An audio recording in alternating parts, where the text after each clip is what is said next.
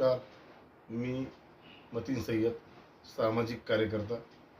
आज जी जलतरण क्रीडा तलावात जे दुर्घटना घडली आहे, 8 ते 9 दिवसापूर्वी म्हणजे 24/5/2024 रोजी मी मागणी केली होती माननीय जिल्हाधिकारी व जिल्हा क्रीडा अधिकारी यांना का संबंधित जलतरण तलावावर तांत्रिक मनुष्य म्हणजे सर्टिफाईड लाईफगार्ड ट्रेनर सुद्धा नाही आणि जेणेकरून सामान्य नागरिकाचे जीव धोक्यात असतो, ही मागणी मी केली होती 24 तारखेला।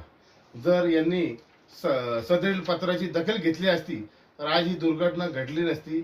माझी संबंधित ठेकेदार व जिल्हा क्रीडा अधिकारी यांना सदर घटनेत त्यांच्यावर गुन्हा दाखल करा, सदोष मनुष्यवधाचा गुन्हा दाखल करावा अशी माझी प्रमुख मागणी आहे। जर त्यांनी लोकांची जीवाशी खेळू राहिली, लहान मुलं पण असतात, ही जी व्यक्ती आहे, संबंधित व्यक्ती जे आहे 42 वर्षाचे सागर म्हणून एक सर्व्हिसमॅन आहे, ते बिचारा त्याचा बळी पडला आहे ह्या ठेकेदाराच्या हलगर्जीपणाचा।